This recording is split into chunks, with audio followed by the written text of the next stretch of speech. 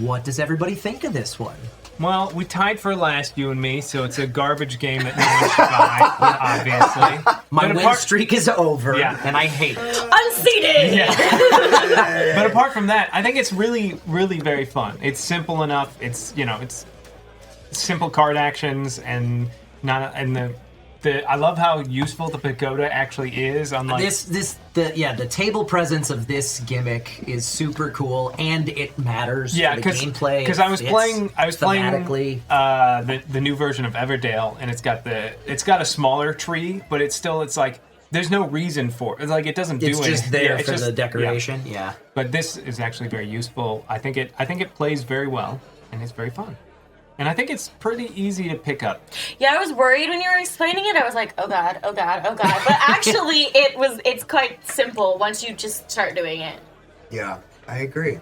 I just want names for the gods. Yeah. I do too. I need lore. I need lore.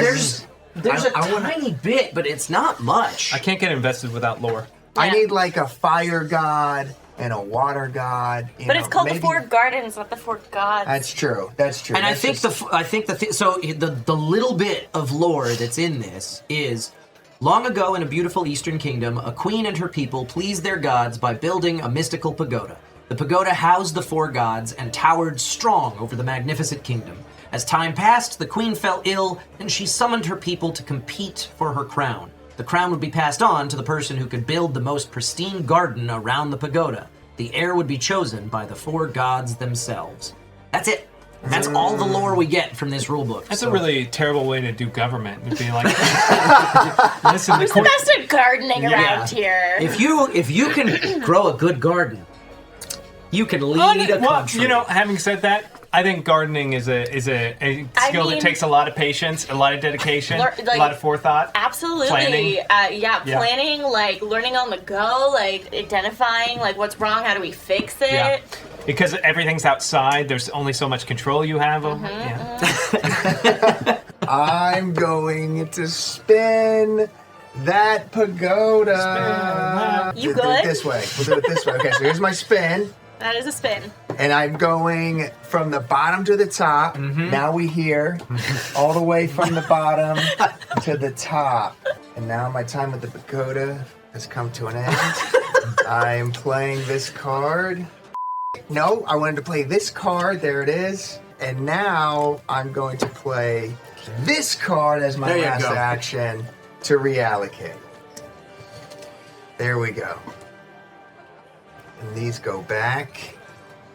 And I flip over for the blue god. You flip over for the blue god. Yeah, you do. I think it's a very interesting little concept of a game. I like the bonus tiles. I think they come into play a little less in a 4-player game, maybe. At least these ones that added an extra resource. I think because it was so late in the game by the time you got it, I don't know if it really helped. I think it helped one time. I mean, how many people can play then? If they're it's 2 to 4. Okay, gotcha. But I guess by the same token, we all started with 4-card panoramas as our targets. We did. And there's 2-card panoramas right there. So maybe just shuffle. I just had like all teal basically in my starter hand. Yeah, so. I just didn't shuffle well. Yeah. Yeah, I see what you're saying. So if you went for the 2 panoramas first and you grabbed and you this got bonus this really early, that could be pay really off. useful. Yeah. But by middle of the game or late game, it's maybe not that useful of a bonus. These other ones. This one, the one with the wilds, is really only useful if you've got other cards in play when you finish that. Which I did. Panorama. Which you did, yeah.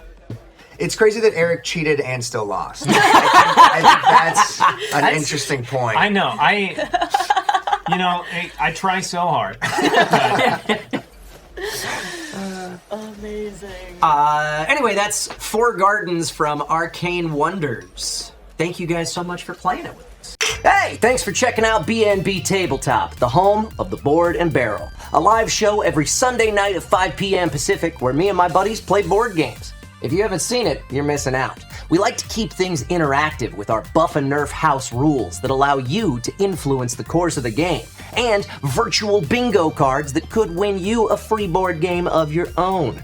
So do us a favor, do yourself a favor. Hit that like button, hit that subscribe button, and ding that notification bell. Thanks again for stopping by. We'll see you Sunday night.